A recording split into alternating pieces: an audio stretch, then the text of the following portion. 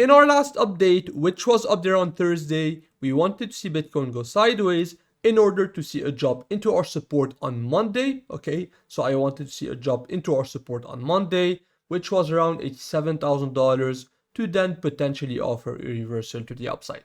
Now, if we go over to the charts, that's pretty much what happened on the first part. We got the bounce on Thursday, the reversal on Friday, in order to get the drop into our support on Monday. But unfortunately, this one did not offer a bounce to the upside. Price broke below it, and today we are seeing a bit of recovery to the upside. So with that said, as usual, before we dive into today's price action, man, what you can potentially expect next, let me quickly recap what we did. So very simple, last week, if you remember, I had fully closed my long position that I had opened from $84,000 because I expected a drop into our support at $87,000.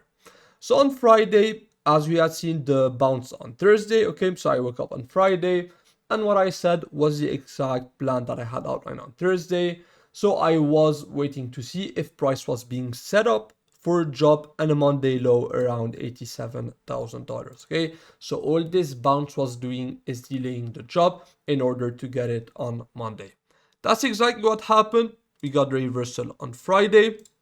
So for myself, I was just waiting for Monday low, which is also what we talked about during the Sunday's live stream. Okay, so it was the exact same setup. Now on Monday, when I woke up, we had put in a first low above my support. And even though the volume was very good, for myself, I didn't like that low because the timing was completely off. Okay, during the live stream, what I was talking about was a late Monday low or a Tuesday low during the Asian session. So for that reason, I didn't like the low. And ideally, what I was waiting for was for price to come back down and test the support, which was still below the low. And guess what happened? That's exactly what happened. A couple of hours later, we got the reversal to the downside. We took out the daily low, dropped into our support.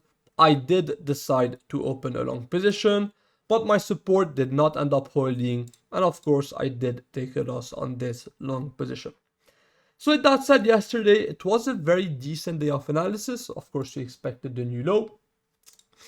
So with that said, my loss, I mentioned this, my mistakes are in my loss. So I was fine with the loss on the long. Okay, it was a very good support, volume was very good. So I was fine with the loss, but my mistake was that I didn't look for a short up there. Okay, so I didn't look for a short up there while I was expecting a new low. So small mistake, but it happens. Okay, we expected the new low. It was very good, but I didn't take the short, took the long, took the loss on the long. And with that said, after that, I just went to chill. But today, once again, we are seeing a bounce to the upside. And with all of that said, what can you expect next? So today should be fairly simple in my opinion. We can hide this for now. It's not too important. So let me hide this. And what I would say is that right now, the safest trades would be deviations. Okay, so it would be a deviation below that low at $83,700, and it would be a deviation above this high at $94,500. At this point for myself, I don't see any more super strong levels inside of this range, and that's why waiting for a deviation will be the smartest idea. Now on the lower time frames, if we are on the 12-hour chart, we do have an imbalance right there. So if you want to see a continuation to the downside today, and the break of this low, what we can do is take the midpoint of this imbalance, which comes in at $88,000. This low looks fairly nice, also at $88,000. We can go on the 4-hour. This also is the midpoint of the 4-hour imbalance, not exactly, but still. And then on the 1-hour, we do have a 1-hour open right there. So what I will do is take the open of this candle at $88,000.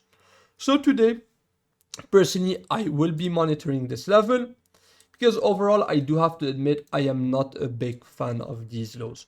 With this drop and a break below my support, I do believe that we will take out this low and potentially even take out this low. But my first target will be this low.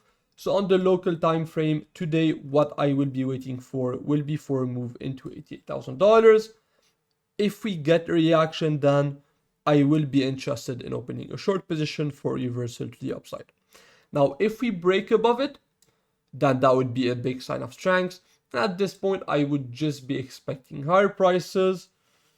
Same thing, I don't have any strong level to the upside, but just be aware of the fact that we have a partially filled CME gap up there and a partially filled 4-hour imbalance at $90,200.